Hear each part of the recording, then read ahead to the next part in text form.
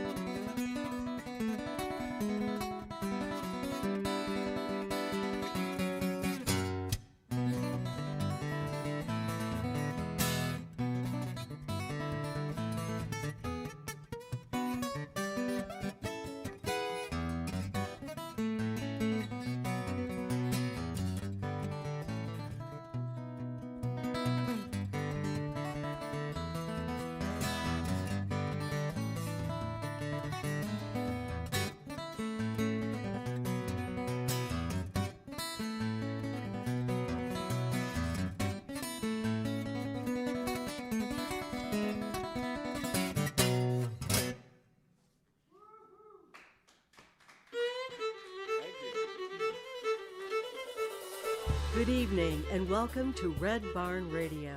Wherever in the world you're listening, welcome to Roots Music Southern Style. Thanks to WEKU, Red Barn Radio's official radio partner, NPR for Central and Eastern Kentucky. Listen online at weku.org. Red Barn Radio is supported by Visit Lex, Lexington, Kentucky's Convention and Visitors Bureau. More information on what Lexington has to offer is at visitlex.com. LexArts, Lexington, Kentucky's premier cultural development, advocacy, and fundraising organization, working for the development of a strong and vibrant arts community as a means of enhancing the quality of life in Central Kentucky. Follow Red Barn Radio on Twitter and like us on Facebook. Here's the host of Red Barn Radio to tell us more about tonight's performers.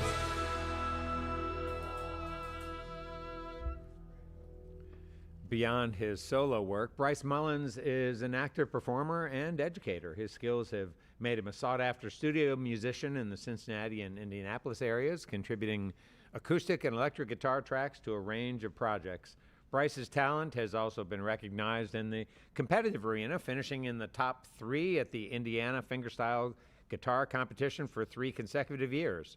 Bryce is a diverse and versatile player who pushes the boundaries of fingerstyle guitar. If you're a guitar lover, you will love what you're about to hear this evening. If you're not, you will be soon. Bryce Mullins is our guest, folks. Like and comment to thank him and let him know how much you appreciate what he does.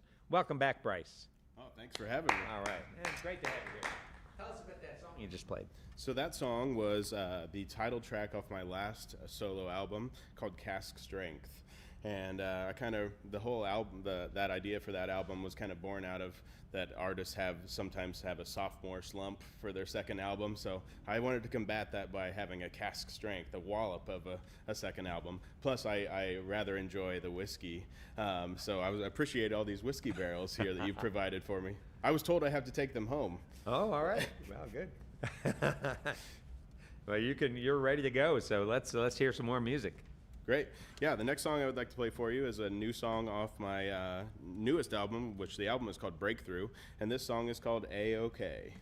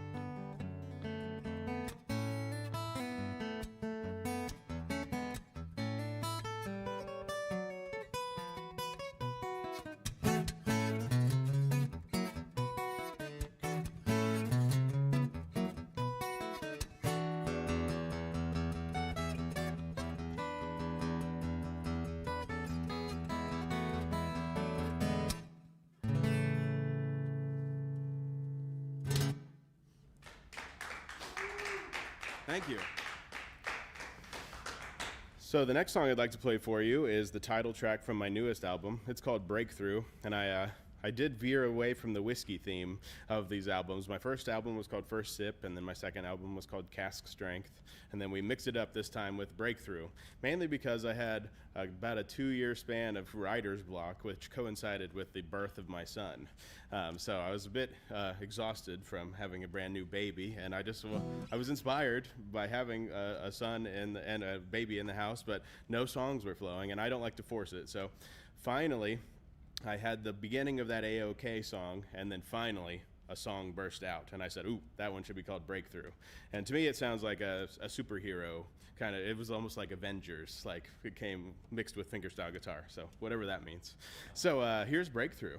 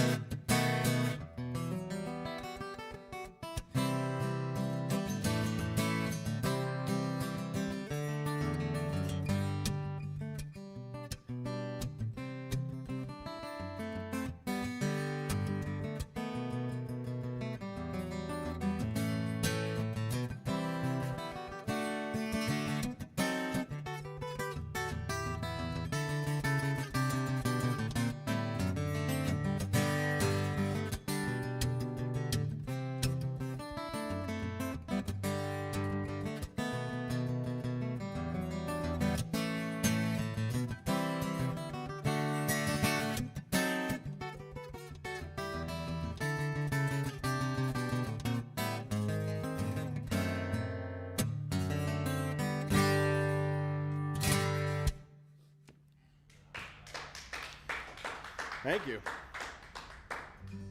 So there's Breakthrough. I was pretty excited when I got that one out of my system. That felt like a triumph. So when I got here, the producer was remarking on my name and how wonderfully Irish it was. So I thought I'd, he said Mullins, oh my goodness, and then Bryce on top of it. So I'd like to play you some of my faux Celtic music. I'm allowed because I did my genealogy and I am like 70% Irish, so I think I'm allowed to play faux Irish music. So I'd like to play you two songs, two Celtic songs. Let me get my guitar tuned real quick. The first one is off of my, I think it's off the first album, called Celticity. And I was imagining when you hear like an Irish band begin, a lot of times someone will start on a flute or penny whistle or a fiddle, and they play the head of the tune, they play the melody, and then the full band jumps in. So I tried to capture that little moment in this. So here's a little Celticity, and then I'll tell you about the next one.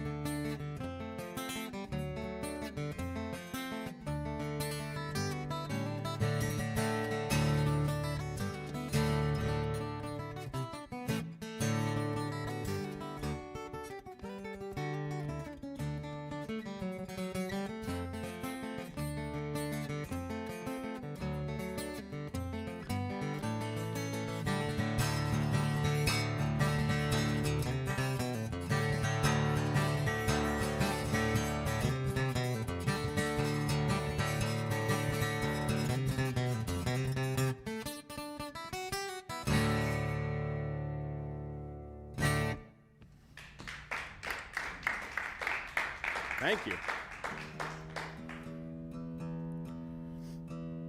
And the next Celtic song I'd like to play for you was on my first album as well, called First Sip. But I actually re-released this song called Katrina's Jig. A few years ago, I was performing at the Chet Atkins Appreciation Society in Nashville, Tennessee. And this will be, if I perform on it this coming summer, that'll be my 4th year there. And I played there 1 year, and then the second year I got an email, and they said, we have a resident string quartet at the festival. Would you be interested in playing with the string quartet? And I was like, is there a mustache in Mexico? So I said, sure. So they said, okay, we'll put you in contact with them. So they gave me a list of songs they already knew and had arrangements of, but they said, if you have any original music, we'd be more than happy to make an arrangement of one of your original tunes. So we did 2 arrangements of my songs. I'll play the other one a little bit later, but they made up a lovely part for this string quartet piece, and I got it recorded for my new album. So it's re-released, Katrina's Jig. So the re-released version is on my album Breakthrough, available on all streaming platforms. And this was written for my oldest stepdaughter. I was playing this song in my living room, and she came downstairs and said, what is that song? That's the most beautiful song you've ever written. And I said, oh, it's just this kind of Celtic-y song I'm working on. And she said, oh, that's my favorite song you've ever written. And I said, well, it's yours. So here's Katrina's Jig.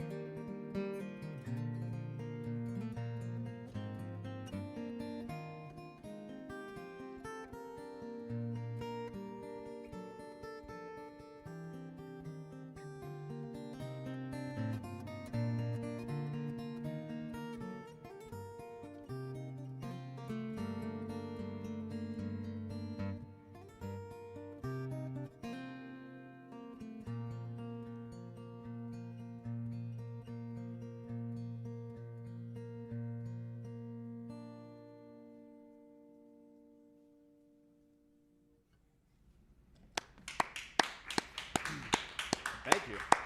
All right. Well, if you're just joining us, folks, our guest this evening is Bryce Mullins.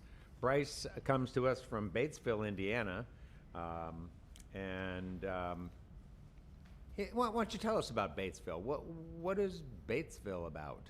Batesville has a very small town. It has about 6,000 to 8,000 people in it, and we have 2 Fortune 500 companies in our town.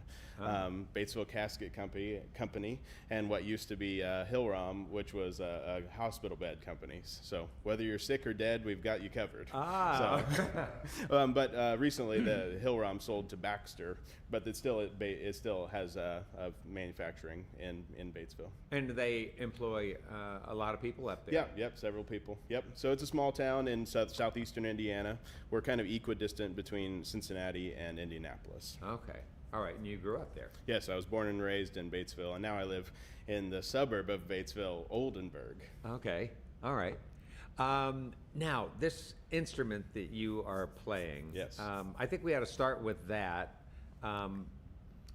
First of all, the Celtic tune you did before, what kind of tunings are we talking about when you were messing around with the tuning? Sure. I think of Dadgad, right, as a sure.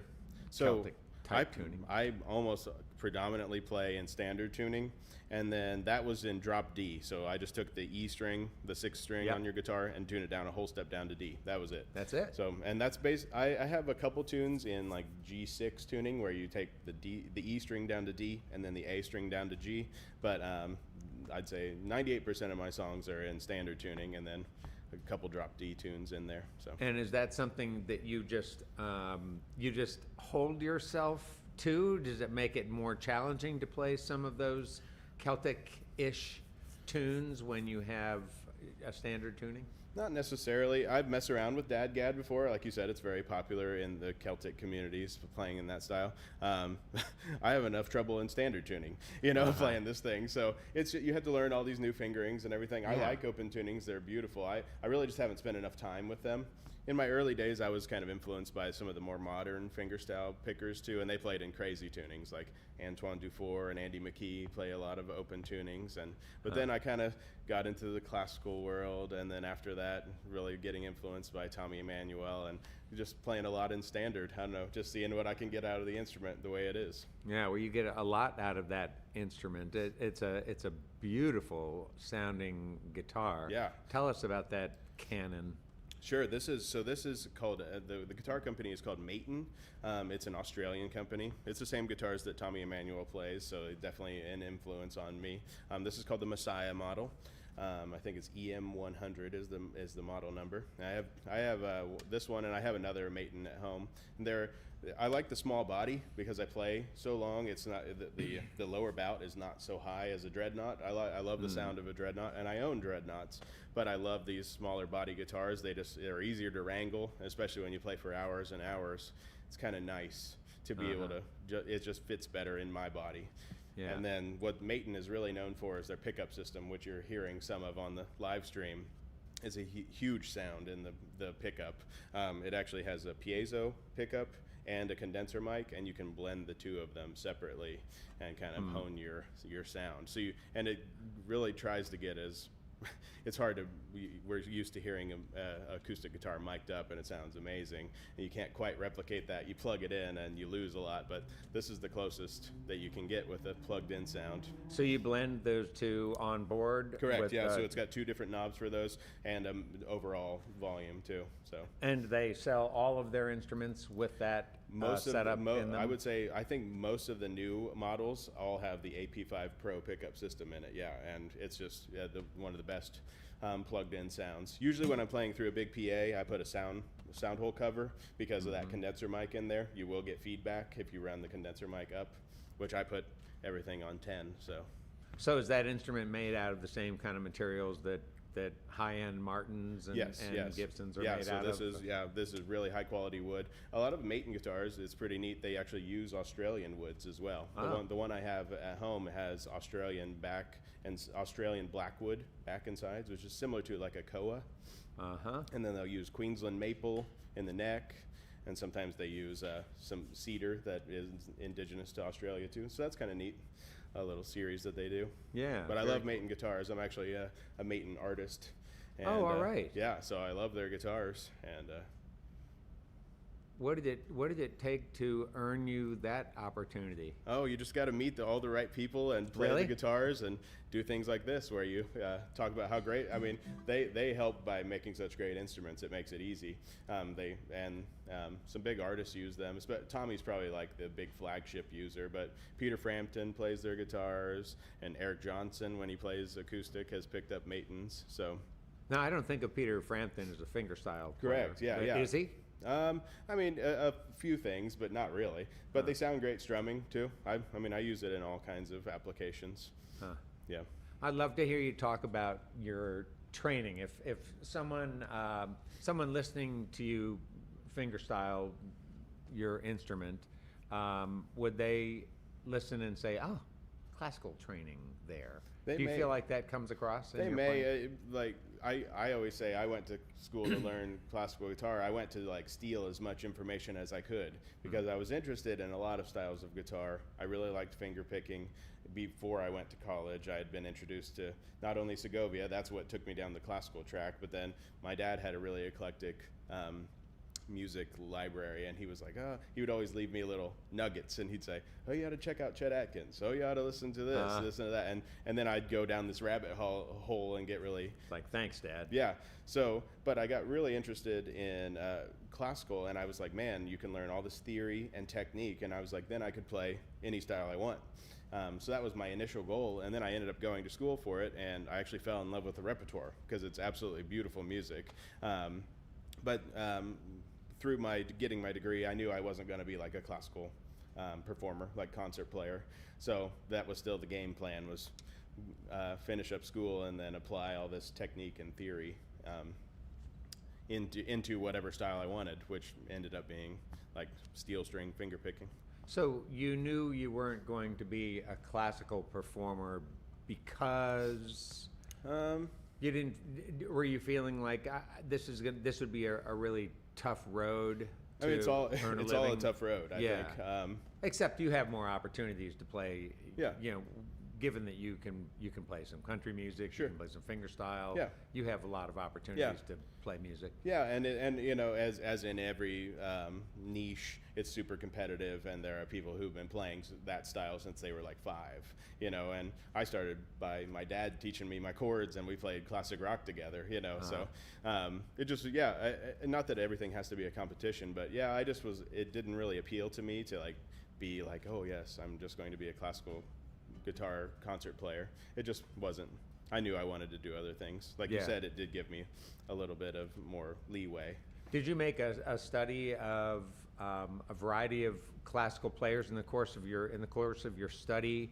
Did you learn about what is different about the playing of Segovia versus John Williams or Christopher Parkening or Julian Bream? Yeah. Oh, yeah. Or Yeah, we definitely. I mean, and that was kind of in we'd have like listening homework, and that's just part of your study too. When you're going to learn a piece, you go. Well, now you go on Spotify, but you used to go hunt down all the CDs of everyone who has ever recorded that and see how they interpreted that piece. It's similar in folk music, you know. If you want to hear how Salt Creek goes, you go listen to a million albums with it on there and say, wow, he plays it different than this guy. And it's a similar lineage. But yeah, I definitely studied those different players. And you still obviously appreciate classical music. Do you find yourself listening to classical music sometimes to inspire you? Yeah, I don't seek it out a ton. I love classical music. I do like it. I don't listen to it as much anymore because I'm trying to write good songs and now classical can be inspiring for that, but I really want to listen to like amazing like pop songwriters and rock song, you know, just amazing songwriters. Paul McCartney, Stevie Wonder, James Taylor, you know, that kind of stuff. I'm trying to learn and write the best song I can on the guitar, I think is kind of my new goal. So studying songwriters, but I listen to classical music. We listen to classical music on the way to church on Sundays. Oh, all right. Very nice. Yeah. So when you talk about the fingerstyle players that impacted you, that was early on. That was when you were a teenager. Yeah, probably. I started playing guitar when I was 11. I don't know how early on I learned about them. Probably right around the beginning of high school. My dad that was another little, nugget of knowledge, and to go check out Chet Atkins, and then somewhere in there we went and saw Tommy Emmanuel, and I was like, whoa, I would love to do that. That was amazing. He just got up there with a guitar like I'm doing now, and it's captivating, and just as captivating without singing. He kind of painting a picture and taking people on a journey. But then I also got into classical and everything. But yeah, I don't know. It was somewhere in the teenage years. Yeah. Talk about some of those fingerstyle players that that sort of form the foundation of what you do, what Emmanuel does. Who would those guys be? Chet Atkins? Sure, and then before him was Merle Travis. Merle Travis, and that was who Chet Atkins he heard him on 700 WLW, because Merle Travis from Kentucky and Chet Atkins was Tennessee, and he would hear him before Travis went to L.A. and kind of did the Los Angeles cowboy scene. Yeah, that's right. So you have Merle Travis and then Chet Atkins, and then Chet Atkins brought into the foray Jerry Reed. He kind of should put a spotlight on Jerry Reed, and he really blew the lid off of everybody. Interesting guy. Very amazing, yeah. Yeah, a lot of people, I'll say, I do like a Jerry Reed medley in a lot of my live shows, and I say, any fans of Jerry Reed here? And they go, yeah, Smokey and the Bandit, or Eastbound and Down, and they know him as just an actor. And I said, does anybody heard his music? And they're like, maybe they've heard Eastbound and Down, but I'm like, he's an amazing guitarist, like revolutionary. Right. Yeah. And why do you suppose he isn't known that way? I don't know. A lot of people, I think more people now do know it because of like YouTube. It's so, you see things and then it feeds you another video along with your algorithm. It just depends on what people are looking up. But I don't know I think maybe Chet Atkins was just such a monster that he just was overshadowed. But he tried to shine the spotlight. I mean, he recorded a lot of Jerry's tunes. Because Jerry wasn't always totally with it to get the tunes recorded, and he would teach them to Chet, and he'd go record them. He wasn't with it. Oh, he was just probably drinking a lot. Yeah, yeah. Oh, and then other things that he enjoyed. Oh, sure, yeah. But there's an old story, I heard it on a podcast, that Jerry Reed would go fishing every day and drinking, and Chet Atkins would go out with him on the boat, and he'd show him some crazy tune, and then Chet would go record it later that day, and then Jerry would hear it and say, hey, where'd you get that idea? That's amazing. It's like, yeah, so that's just an anecdote. You don't know how much weight to put on these things, but he did record a lot of Jerry's music, which is great because we actually have it, He was just one of those kind of savant people who, if he didn't bother him, he had this idea and he did it and forgot it, and oh well, But he kind of suffered, true? Yeah, I think so. Yeah. With that, I don't know, what was it? Was it anxiety? Was it? I don't know.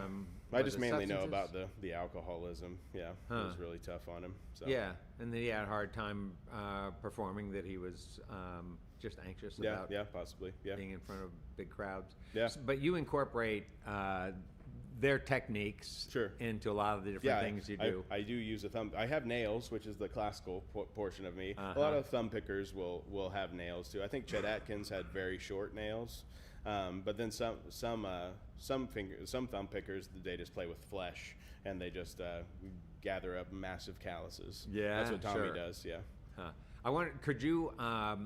Just for folks who maybe aren't as familiar with specifically what techniques each of those players brought into what you do. Sure. Do you think that you could in some way sort of illustrate? Yeah. Like, what would be, how would Atkins and Travis and Reed play the same thing differently? Like, and I could even just talk a little bit about the styles. So, and I don't want to offend any true fans of there's some people who study Merle Travis and are absolutely, especially in your great state of Kentucky, who are absolutely amazing at it. So I'll do my best. And then, but the way I kind of feel from Merle Travis, he has a sound. He has a really chunky rhythm. It's not as accurate as Chet Atkins. So it was more like a stride stride piano, but slamming stride piano. Muted strings. Always muted strings. But he would strum more of the strings. When you get Chet Atkins into the game, he was very accurate, and he would go very accurate, whereas Travis, you get more of the.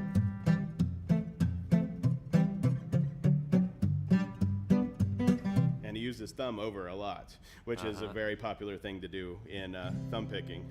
And then Jerry Reed, he kind of mixed all of that and then added funk. And he just went crazy, and he would do banjo rolls, Oh,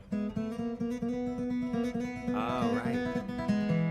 Do all kinds of cool banjo rolls on the guitar. So you get that all mixed together, and so you get the really chunky rhythm stuff. So with some cool chords with Merle Travis, then you get the precision and accuracy with Chet Atkins, and then you get bombastic pyrotechnics with Jerry Reed. Yeah. I could do a little. I'll try and play I'll do a run through Jingle Bells. Yeah, as three different characters, just three times. Oh, that'd be great. I'll do my best. So, fun. Okay. First time Merle Travis. Second time will be Chet Atkins. Third will be Jerry Reed, and I love it. We'll see where we wind up. All right, that's great. All right. Merry Christmas.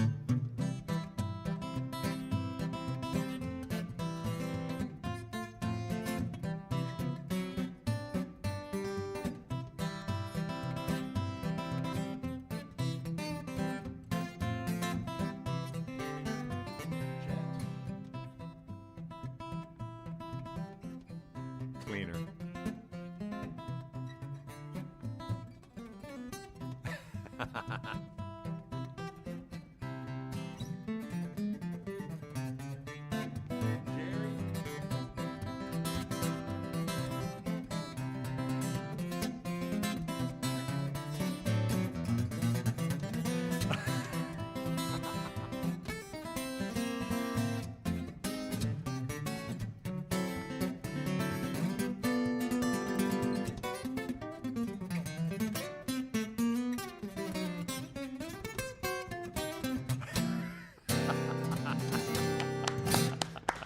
All right. Ish. Nice. Hey, our guest on Red Barn Radio tonight is Bryce Mullins. We've got a lot more music to go, and we're going to get right back into it now. What's the next song you're going to play? And are you going to still play some more of that instrument? We're going to switch guitars, actually. What are you going to play? That real quick. Sure. What's different about the guitar you're going to pick up here? So number one, it's bigger, Uh-huh. and it's a different company. So this is by a company from Czech Republic called Furch. Czech Republic. Yeah, how about that? Yeah. They were partnered with a company in Canada for a while called Stonebridge Guitars. That's how I became affiliated with them initially. And this is called a baritone guitar, and it's actually tuned a fourth lower than a guitar. But standard tuning, just Standard intervals, yeah. Yeah, So it's standard still intervals, right. all a fourth and 1/3. Yep. So you can actually play all of your regular guitar licks and chords. They just sound a fourth lower. So it's tuned instead of from E to E, it's tuned from B to B. And what's that instrument made out of that helps it speak in the lower tones? Well, there's a lot of things that makes it do that. It's a longer scale length. It's a lot bigger body. And then I just have this is walnut. Is the back and sides. This is a custom guitar that I made with Furch, which is really exciting. What do you mean that you made? Well, I commissioned. Yeah, gotcha. Excuse Okay. And then, and so the finish on it sounded kind of sandy. Yeah, this is, so I really like, I know you can't tell it because of my Maiden Messiah, but most of my acoustic guitars are satin finish. I really do like that satin finish sound. But I fell in love with that Maiden Messiah so much, I broke my rule. So, how does the finish on the instrument impact the sound? I think massively, actually. So it is it less? So I would imagine then that a really glossy finish would close up the pores of the instrument. Is that accurate? I would imagine, and to me, it results in maybe a brighter sound, a high gloss finish. This is the way I interpret it. Maybe someone else knows the science to it and has a different opinion. Like my dream guitar would be a custom Maiden that would be similar to this Messiah, same woods and everything, but a satin finish, and we may make that happen one day. That would be a nice Somehow I think you will make that happen. I think so too. Yeah. So I do tend to like these satin finishes. The other Maton I have has a lot less high gloss, and to me they just sound, a little bit more woody. Like I don't know, that's a weird. Guitarists always use these funny terms like snappy, woody, fuzzy. Right. but it just you can hear the wood more. I don't know. I think it breathes better. So do some of your heroes also like satin? Does Emmanuel? Does he like? He definitely. He plays mostly the less glossy guitars, yes. But then he has a new one too that they sent him that is high gloss, and he likes it. So we just like guitarists. We just like guitars, And if that's the thing, if you find one that you like and it breaks your rule, hey, you like it. It doesn't matter. It doesn't matter. The rules may be broken. So. All right. Well, let's play some more. What's this next tune about? You Will Find Rest. Tell us about that. So this is a really special song to me. One of my best friends, who was another like father figure to me, he passed away just over a year ago, and I worked with him for like 10 years. When I was in high school, I did like a landscaping job, and we became really close. And he was an older guy, about the same age as my dad, and my dad passed away. And then we were still really good friends. And then he had a tragic like hemorrhage and just was taken from us. And I was just like completely crushed. And they asked me to play for the funeral. And so I went home and grabbed my baritone, because I'm going to play my dad's song too at the end of this little three baritone set. There's something about the voice of a baritone that sounds like, with it being lower, it lends itself. I love it with ballads. I'm going to play a kind of funky tune in the middle too, but it lends itself to ballads, and like there's some sort of masculine voice. It's like a cello. Like to me, the cello is kind of a masculine voice, a father's voice. So I wrote this one for my buddy Greg shortly after he passed away, and I got to play it at his funeral. Wow. And so, I wrote it on this guitar, and here it is. You Will Find Rest. Okay. And it's, I just want to mention this really quick. I have trouble naming my songs. You can imagine it could be difficult with no words. When you have lyrics, it's easy to name you have a hook, right? That's the title.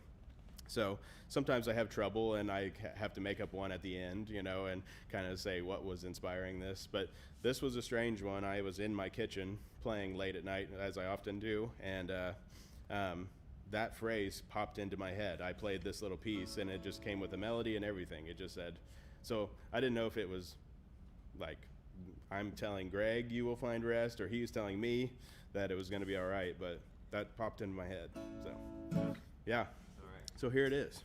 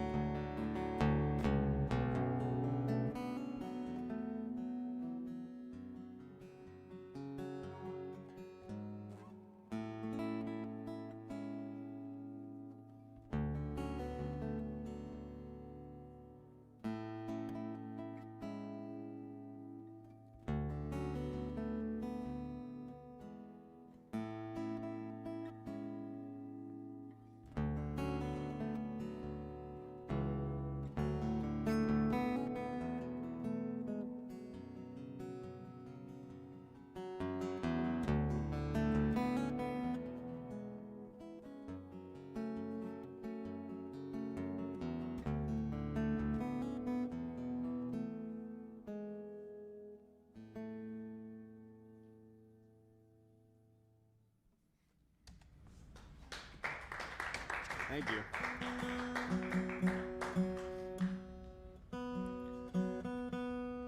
So this middle song, like I told you, I promised you I was going to do a funky one on the baritone, because I think there's a couple things the baritone does well. Plays ballads, makes people cry, and then it does some funky tunes well, and it also plays epic chords. So I indulged myself in this song by the bridge is just me strumming some basic chords that I just love hearing on this baritone. So this song is called Sidewalkin' because on my second album I realized I had a lot of downtime before my son was born, and I would walk my dog every day, and there's like 4 songs about walking my dog. Hilarious. So here's Sidewalkin'.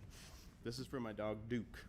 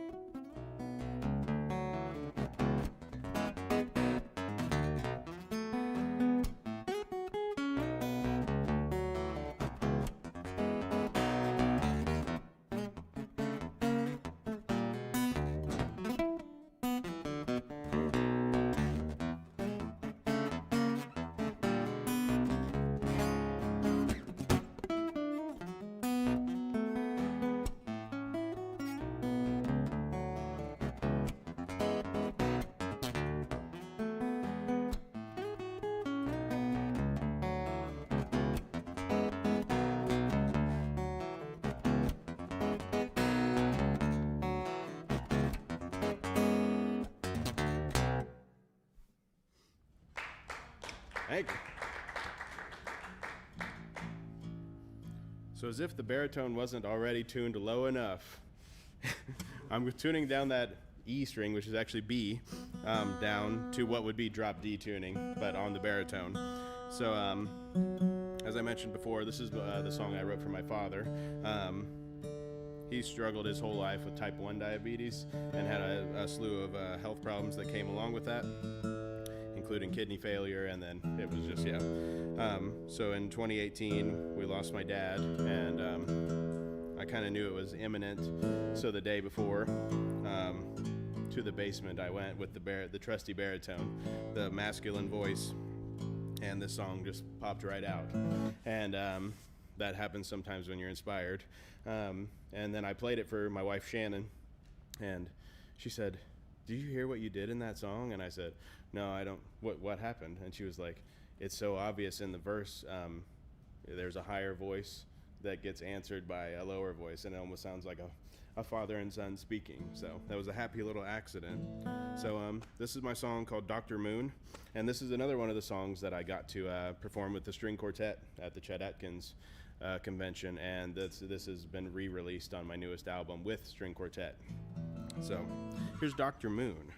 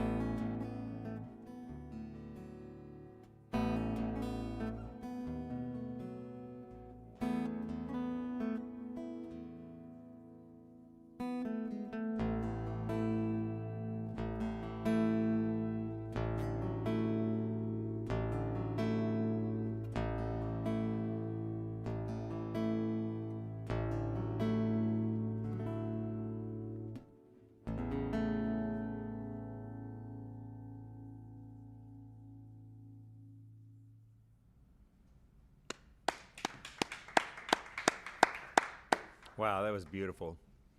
Before we get back to some more music with Bryce Mullins and his super guitars, I'd like to take a moment to remind listeners that Red Barn live streams, both tonight's and on any Wednesday, remain available online for you to view at your convenience, along with live audio streams, compliments of WGAD.net there in central New York. Don't miss a single episode of our program. Be sure to tell your friends and share what it is that you like about Red Barn Radio. Hey, the Red Barn Radio merch store is open. You got to show your support for our program by getting some RBR swag, like, for instance, this RBR mug that I have down here. I should be better prepared for this segment of the program and have it on my lap. Break it out here. Hang on, folks. There we go. There's the Red Barn Radio mug. You got to have one of these, huh? We've also added some other items, including, get this, a 3-panel fleece hoodie.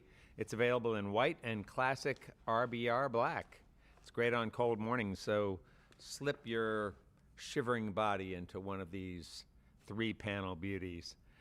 You can find a direct link on our Facebook page, the Red Barn Radio main page, and on our weekly newsletter. Click the link for a fun way to support the show with official Red Barn Radio merchandise and share with friends. The holidays are a-comin'.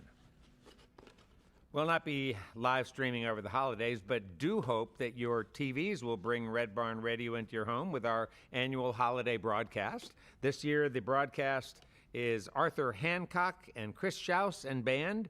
You can view the program a number of times on both KET and ABC 36 on our social media. The full program beginning December 22, and listen on our network of radio stations and media worldwide beginning December 20. You can find the schedule on our main page, redbarnradio.com, beginning tomorrow. That's Thursday, beginning Thursday. It's Wednesday today, Thursday tomorrow. All right. We have a great show coming up for you on January 7 when we return. It's our first broadcast of 2026, and cellist Michael G. Ronstadt, yes, of the Linda Ronstadt family, is going to be here. He brings a rich musical heritage and absolute knack for improvising up a storm. He holds a master's degree in cello performance from the University of Cincinnati's College Conservatory of Music, CCM. Michael G. displays genre-blending explorations on both cello and guitar. Michael will be performing with friend and collaborator Serenity Fisher. Serenity has a piano style that's theatrical, it's passionate. Her music has been compared to Regina Spektor, Tori Amos, and Fiona Apple. Join us on January 7 for Michael Ronstadt and Serenity Fisher. Now let's welcome back Bryce Mullins. That was a beautiful tune, both the one you wrote for your friend and for your dad. Thank you so much. Thanks a lot for sharing those with us. Just beautiful. Yeah, thank you. So we got back to the standard, back to the Baton.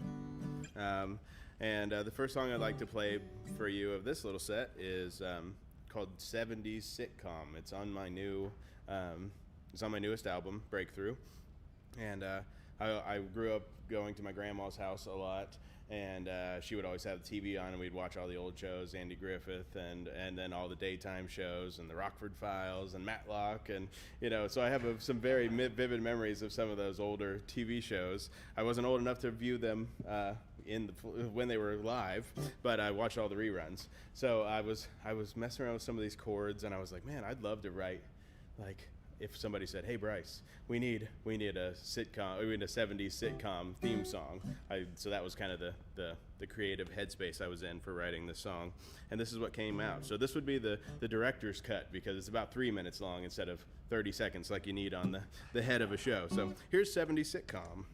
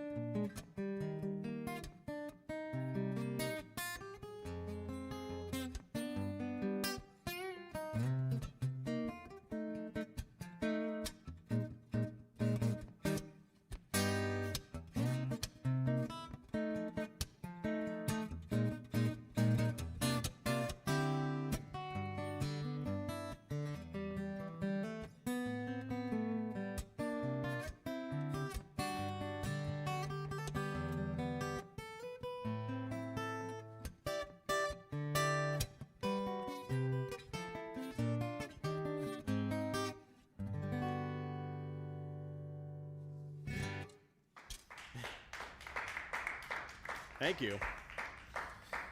The next song I'd like to play for you. So we mentioned that my dad kind of got me into guitar, and we played a lot of classic rock. So I grew up with mainly 60s and 70s rock. That's like my favorite kind of music. I just got my Spotify Wrapped, and it told me that I'm a 67-year-old based on my listening. So I'll take that as a compliment. And I released a couple of cover songs on my Spotify, so I thought I'd play a couple of those for you. I'm going to play one in this set and then one in the next set. So this one is an Elton John song called I'm Still Standing.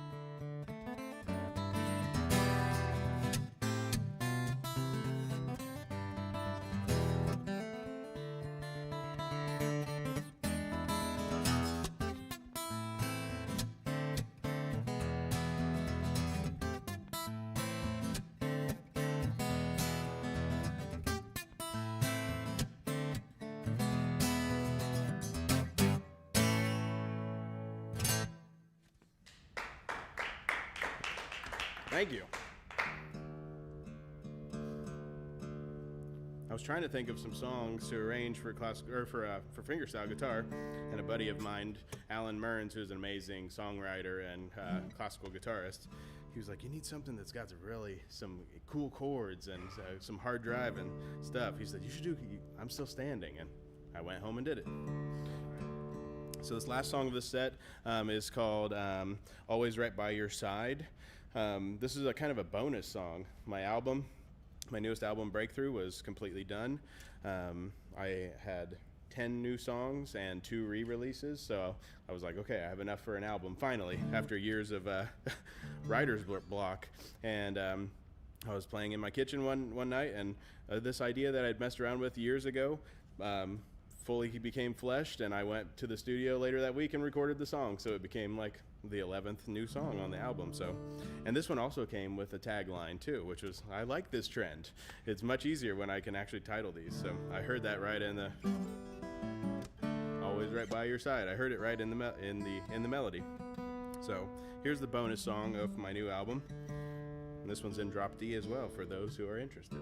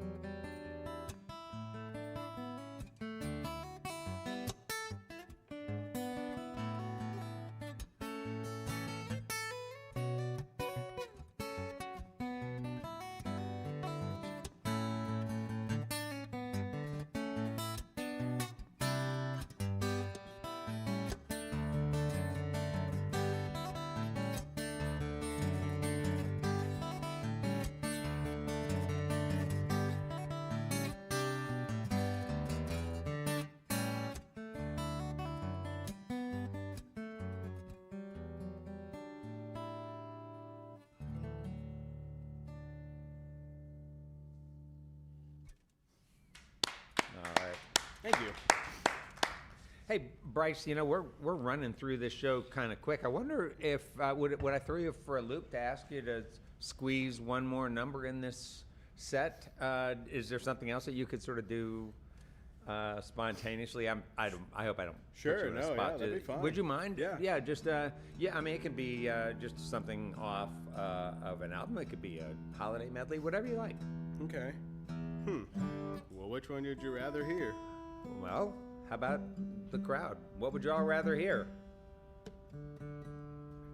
Crickets. Silence. So, No, they want to hear nothing. no, I know they'd love to all. Whatever you choose to play is good. Whatever you'd like Okay. to play, to share with us. Yeah.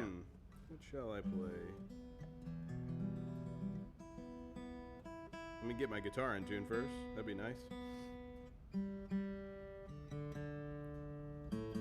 Play you a little Christmas song, seeing as how we're 1 week away. Yeah, why not? Right? I've relearned all these Christmas songs,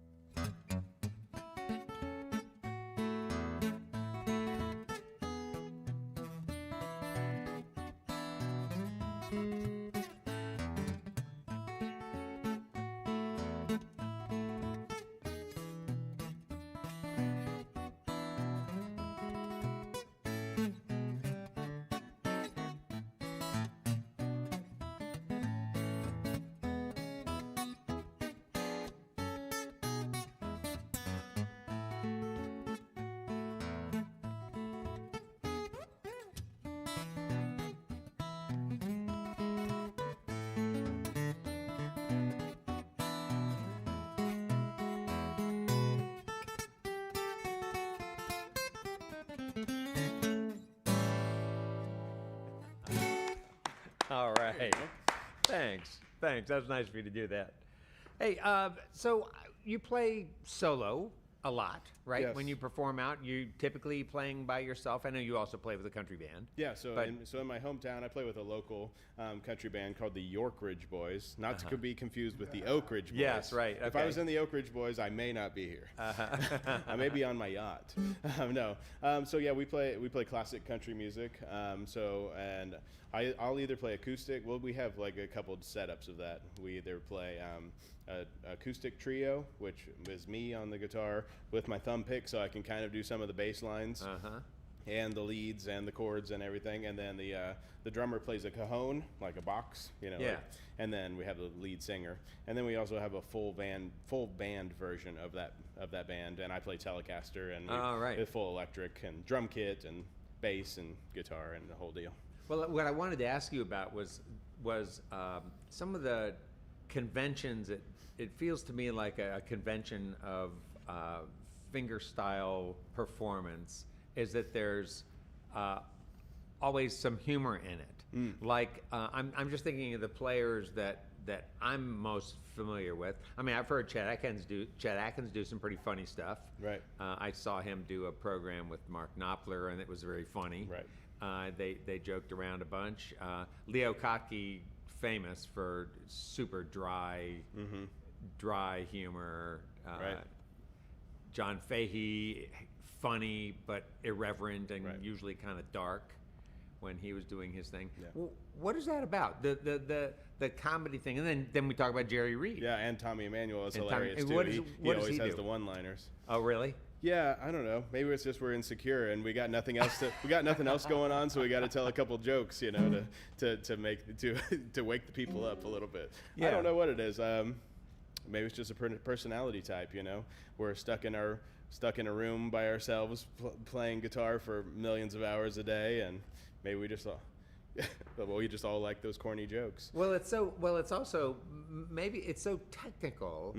Maybe I guess I have felt that way with Kottke, like it sort of somehow broke the ice. It's like you're sort of like so wowed by the technical aspects of the performance, you felt like you wanted to see if there's really a human up there. Yeah, right. And maybe it might humanize us a little bit and take maybe people away from focusing on the technical ability. You know, I try and make it look like I'm having fun, you know, and well, you are having fun. yeah, I am. Oh, I am having fun yeah, too. But I understand. Yeah, but you want to convey that. Because I mean, I'm not digging on bluegrass players, but a lot of them will stand up there and they are shredding, but it's just stone-faced, and it can be terrifying.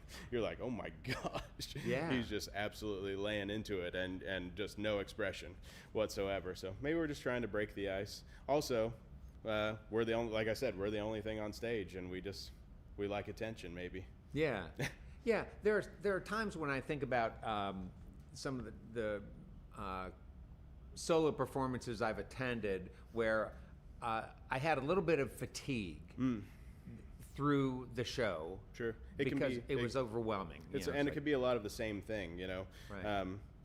We talked about, you know, when I got here and everyone was like, oh, no singing, and it's like, gosh, what are we gonna do for an hour and a half? Like, it's like, no one made me feel like that. But yeah, I think, and I tell some funny stories. Some of my songs have like funny origin stories or poignant stories. Right. Yeah. Right. Or meaningful stories, and that just helps break up that. And you can do things as a performer too, like changing a guitar, changing a tuning. Maybe once in a while singing a song, even if you're predominantly, I mean, Tommy Emmanuel sings, and he's self-proclaimed like, I'm not a great singer, you know, but it just mixes up the show, and people don't care because he's gonna virtuoso them to death on the guitar. It's like, whatever, like sing too, however. right? You know, Yeah, right. I'm the guy who didn't marry little Pamela Brown. Right, right, yeah. So I don't know exactly what lends us to those. Yeah. I don't know. Huh. You're just immature, that's all. No. Well, then I think about competitive playing. When I've attended a lot of fiddle contests, and at those fiddle contests, there are flat picking contests and those sorts of things. Yeah.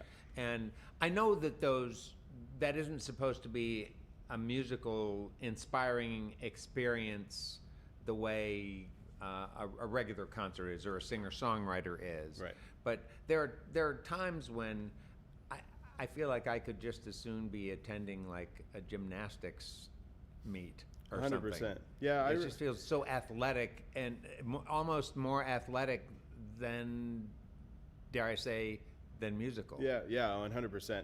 And I've stopped doing a lot of competitions now and just focusing on my career. They're good for exposure, and they're usually a good hang too, because it's like you get a bunch of fingerstyle guitarists together, and as you mentioned, we tend to have similar styles of humor and interests, and so we can geek out about guitars. But yeah, I mean, that's the age-old thing. You try and have fun at a competition, but then at the end of the day, it is a competition, so you kind of want to beat people, but that's kind of like a musical in a way. So I can sympathize with your thoughts on that. It seems kind of clinical. Yeah. I eventually I'm going to go do the Walnut Valley one or at Winfield, like the big international one. That's people in have been, Kansas, right? Yeah, people have been telling me I have to go. So, and if you win Indiana, then you get automatically put in to that, but you can also just sign up. So, one of these years I may do that. But for it's like I just like playing. I like playing concerts. Like you said, I like putting a show together and assembling a set list and knowing when I'm going to tell a story about a song, or if I'm going to do a medley, and how I'm going to tie it all in. I like playing concerts. I don't want to go up and play 2 songs and have the pressure of who played before you and who's coming after you and what will, just being judged. Yeah. It seems like when you play live music, we kind of all come together and everybody's rooting for you because they came to see you. They want you to succeed. Yeah. It's not that people don't want you to succeed in a competition, but there is that inherent competitiveness that yeah. So you also do a lot of teaching. Yes. And I assume that teaching somehow, while helping you with your bank account, with your money, it also feeds you. Can you talk a little bit about how a life of teaching can inform your playing and help you as a player? Sure. Yeah. So I've been teaching for a while. I actually met my wife looking for a teaching job. I didn't know there was a teaching studio in Batesville, Indiana. Oh, there we go. And I was home on in between degrees. I took a year off in between my college experiences, and somebody said, "Oh, you should go to Miss Shannon's in Batesville, and it's a teaching studio. They probably need a guitar teacher."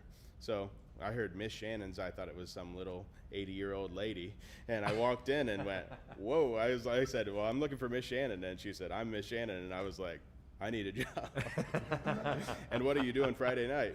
And so we became friends, and so I taught there, and I had taught a little bit before that, and so I enjoyed it. And then I went off to college, and we kind of just stayed in and out of touch, and then we became more serious and started dating. And when I finished school, then I came home, and like you said, I needed to make money. And a lot of performers, they teach predominantly in the beginning, and then as their performing picks up, they can lower the teaching. So it's always a constant balancing. And luckily with Shannon owning the studio, I have some freedom where it's like, hey, I've got the Chet Atkins thing next week, I'm out for a week, and I don't get like penalized. It's just, obviously I miss the lessons. Yeah. But it is very rewarding teaching, like in the future I would like to lower my teaching. I have a big teaching load right now just because the studio is rocking, and I have a high retainment rate on my students. So not a lot of, yeah, thank you. Says a lot. And I think about, because my performing is getting more afield every year and more busy, and it's getting more and more stressful to be like, okay, I need to be here then, but I got to be back by Monday because I got this, and it's a lot to balance. So like I said, it's one of those, you just have to find that balance, and then as one thing gets more busy, then you can lower the teaching.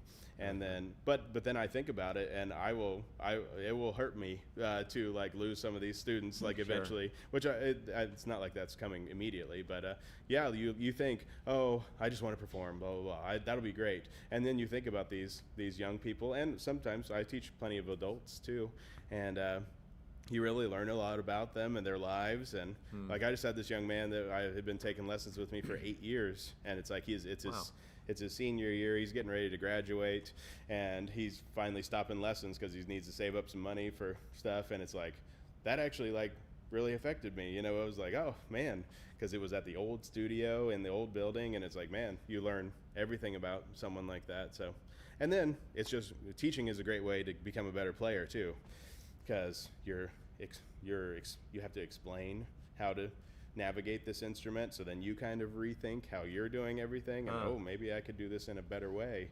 And it's just, I learned a lot by ear. That's the way my dad learned, and I always was like mystified by that, but then I developed a crazy ear as well, so I play a lot by ear. So I freak my students out when they first start with me. We put a song on, and I just write out the chords, and they just go, what?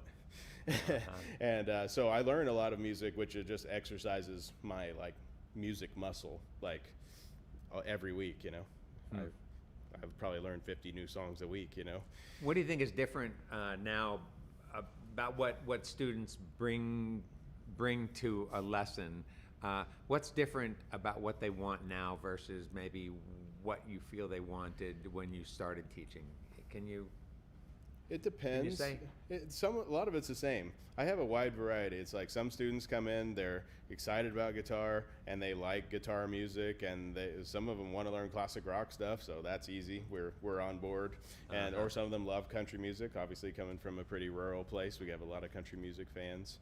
But then I do have some students that come in, and I'm like, what kind of music do you listen to? And it's just like, only rap. And I'm like, okay. Well, we're going to learn some guitar music. I mean, there are rap songs with guitar parts in it, so I'll teach them some Eminem licks or something like that, and just to get them mildly interested, Because I kind of try and base it on the students, like what kind of music they like. Obviously, we need to learn our chords and how the instrument works, but then I'm like, what kind of music do you like? And we try and veer in that direction. And then I end up exposing them to some music that they didn't know that they would like. And do you have some students who come to you with a real interest in going way deeper, like getting into the theory and. Yes, and yeah, I have that too, and like some adults too are like, "Who I can play, I know my chords, and I can play this, and here's what I can do," but I don't know how music works, and we can get into the theory stuff too, which I get a kick out of.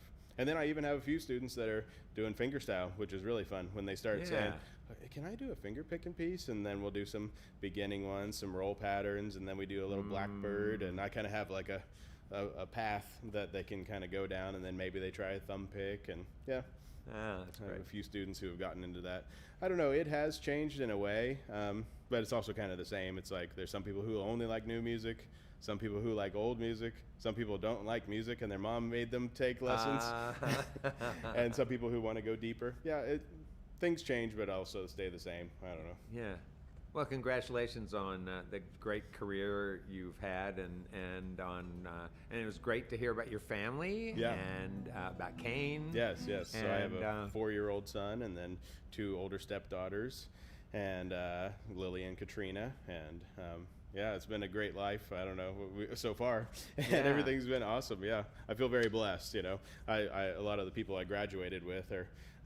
Not to dig on them or anything, they're like living in an apartment in the city and doing their thing, but they have a different lifestyle, kind of a bachelor lifestyle, and then they come to my house and I have a house and a cars and a business, and all this stuff, and they're like, wow, I didn't know this was possible for a musician. Well, I married a girl with a house and a business, so helps. Yeah, good job. you got to be smart. Nice. Well, so I see your next tune is cover, Paul McCartney cover. Yeah. And then tell us, you want to talk to us about the other tunes you have also in the set? Sure, yeah. So we have Maybe I'm Amazed by Paul McCartney. That was one of my first cover releases. Because as you're playing live, when you only have one album out of 12 songs, of original songs, you gotta, and they're like, we need 2 hours at the gig, and you're like, what am I gonna do?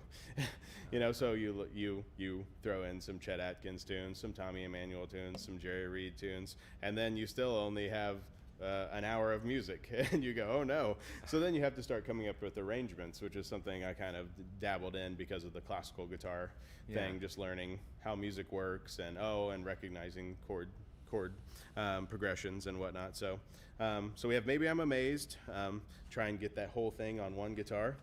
And then my next song on that is called Alice's Saturday Night Train, which is a bit of a strange title. It's because it was my Chet Atkins kind of sounding tune on my first album, and but it's a mix of Alice's Restaurant, which I love that tune when I was growing up, Arlo Guthrie, and The Only Real Thanksgiving Song. There you go. And then let's see, Alice's Restaurant, Saturday Night Shuffle by Merle Travis, and then Freight Train, made popular by Chet Atkins. Obviously, it's Elizabeth Cotton tune, but so it became Alice's Saturday Night Train. It's kind of, you hear a little bit of all of that, and even a little bit of Steve Howe from Yes. Ooh. So I was a big prog rock guy in high school, so there's a couple little licks stolen from Steve Howe there.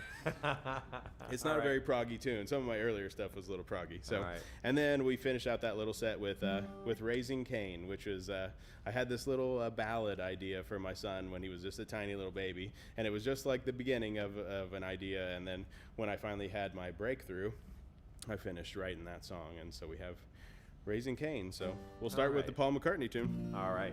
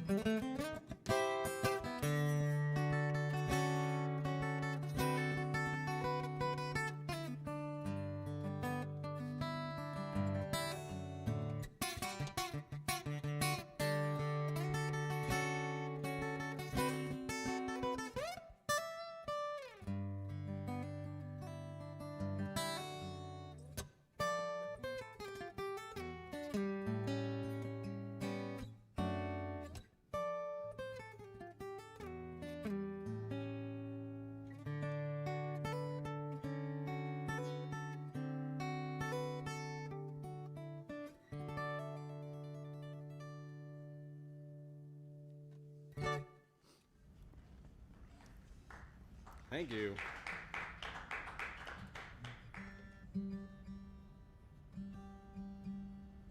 So next we have Alice's Saturday Night Train.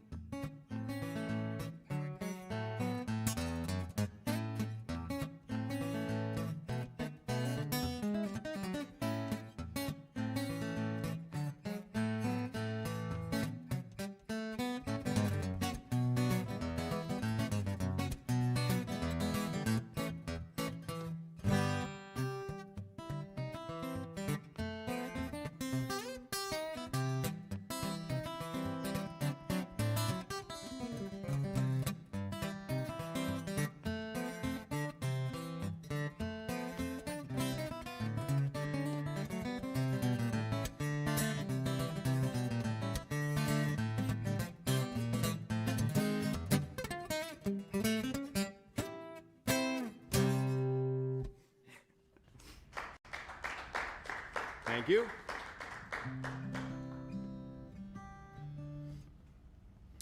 And then here's Raising Cain from a boy.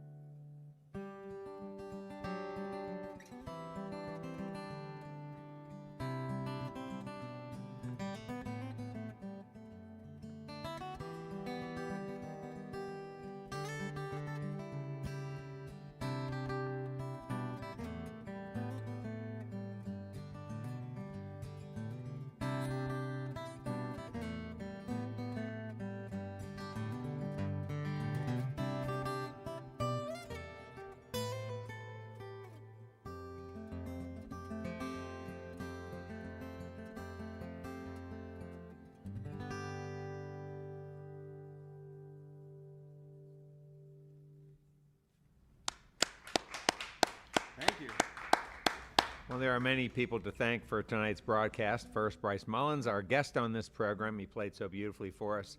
We want to thank all of you for listening to our webcast, watching us on social media, and those of you listening to us on our ever-growing network of Red Barn stations. Thanks to WEKU, Red Barn's premier radio partner, Central and Eastern Kentucky's radio news leader. You can listen online at weku.org. It's your chance to hear more great live music from Red Barn Radio and WEKU, NPR for Central and Eastern Kentucky. Those of you here in the Central Kentucky area, be sure to check out Red Barn TV. It's our weekly program of music, now on ABC 36 WTVQ.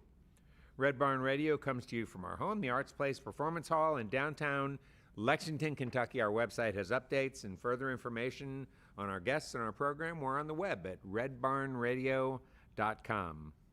And remember, check out that merch link. It's Christmas time. Before we close out the program, let's bring back Bryce, and I know he's got another tune to play for us.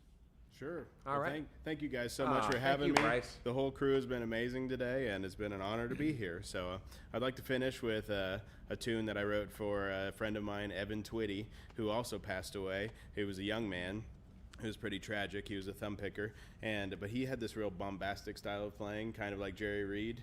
And so when I heard the news about him passing away, the first instinct is, I'll go write a ballad. And I said, that's not what Evan would want. So I wrote him this tune. It's called E.T.